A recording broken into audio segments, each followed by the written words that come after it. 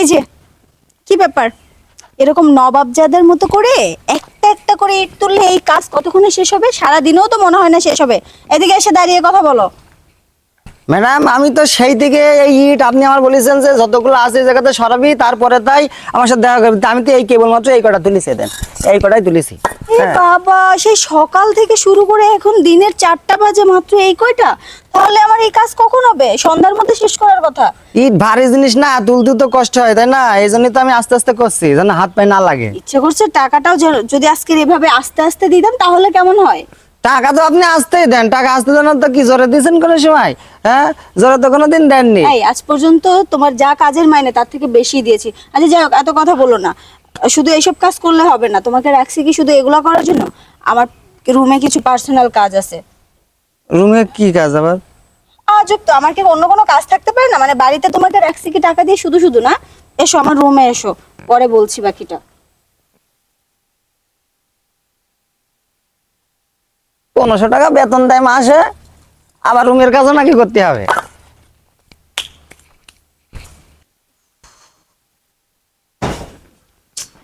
কতক্ষণ লাগবে আসতে? জি বসেন নবাবজাদা। আরে উপরে উপরে, নিচে কেন? আমি আবার এতটা ছোট মন মানসিকতার লোক না যে বাড়িতে কাজ করো বলে তোমাকে আমি মাটিতে বসতে বলবো। আর আমি তো আজ পর্যন্ত সবাই বাড়ির কাজের লোকে তুই তুই করে বলে, আমি তো তুমি ছাড়া বলি না, বলি? না এটা সত্যি কথা, সবাই তুই তুই করে, আর আপনি আমার একটু ভালোই সম্মান দেন। তাহলে আজ পর্যন্ত আমি কখনো তুই করে বলি নাই। আচ্ছা যাই হোক, রুমে অনেক কাজ আমার, এই কাজটা না করলে যে শান্তি পাচ্ছি না। বলেন কি কাজ ম্যাডাম? আবার ওই ইট আবার সব উপরে তুলতে হবে বললেন? আরে না না, ইট ফিট এগুলো আর আজকে উপরে তুলতে হবে না, ওগুলা ও তুমি কালকে করে নিও। আজকে এখন তুমি আমার কাজ করে দাও শুধু। আপনার কাজই তো করব, কি কাজ করব সেটা বলেন। আরে বোকা, এটা আবার বলার কি আছে? এই যে যে কাজটার কথা তোমায় আমি বলছি, কি করছেন ম্যাডাম? আমার কিন্তু কিরম হচ্ছে। ওইটাই তো চাচ্ছি। হ্যাঁ কিছু না, তোমার আজকে অন্য কোনো কাজ দরকার নেই। আজ আমি তোমাকে অনেক ভালো মন্দ রেসিপি করে খাওয়াবো, কিন্তু তুমি আমাকে একটু সময় দিবে, মানে যেটা তোমার সাহেব আমাকে দিত। কি কি কর? সমস্যা? না না না, আমার তো কোনো সমস্যা নেই। ঠিক আছে আপনি যখন বলছেন আমি রাজি ম্যাডাম। সত্যি? হ্যাঁ। এই তো লক্ষ্মী ছেলে। ও ম্যাডাম। কিন্তু এই কথা যেন কেউ না জানে। না কেউ জানবে না। আমার বেতনটা একটু বাড়াই দিবেন তো তাহলে? আরে দূর বোকা, আমি কিছুক্ষণ পরে তোমাকে 10,000 টাকা দিব, ওগুলা দিয়ে তুমি কিছু একটা কিনে নিও। আচ্ছা ঠিক আছে, তাহলে আমার কি করতে হবে বলেন? তোমার কিছু করতে হবে না, যা করার আমি করব।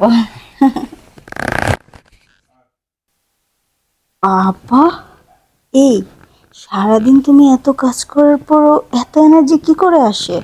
আসলে আমরা কাজে ছিল তো ম্যাডাম, আমাদের এসব কাজ করে করে অভ্যাস আছে। তবে এই কাজটাও যদি আপনি আমাদের করান প্রতিদিন আমি করে দিতে পারবো। কিন্তু তাই বলে এত পারদর্শী তুমি, আগে তো জানতাম না। আচ্ছা ঠিক আছে, আজকে থেকে এই আদরটাই তুমি আমাকে রোজ দিবে, বাড়ির আর কোনো কাজ করতে হবে না।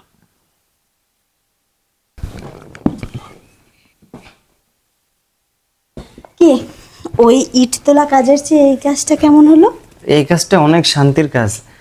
আপনি এবার থেকে এই কাজটা একটু আমার বেশি করাবেন। আরে বেশি কেন, তুমি শুধু এখন থেকে এটাই করবে, আর ওইসব কাজ আমি অন্য কাউকে দিয়ে করিয়ে নিব। ম্যাডাম তাহলে আজকে আর আমি কাজ করছি না, ওই আরে কোনো টাকাটা কাজ নেই, ওই যে রান্নাঘরে ফ্রিজে দেখো ওই কিছু ফল টল আছে, খেয়ে নিও। ঠিক আছে। টাকা বিকেলে দিয়ে দিব নে। আব্বা, কাজের ছেলের মধ্যে এত পাওয়ার!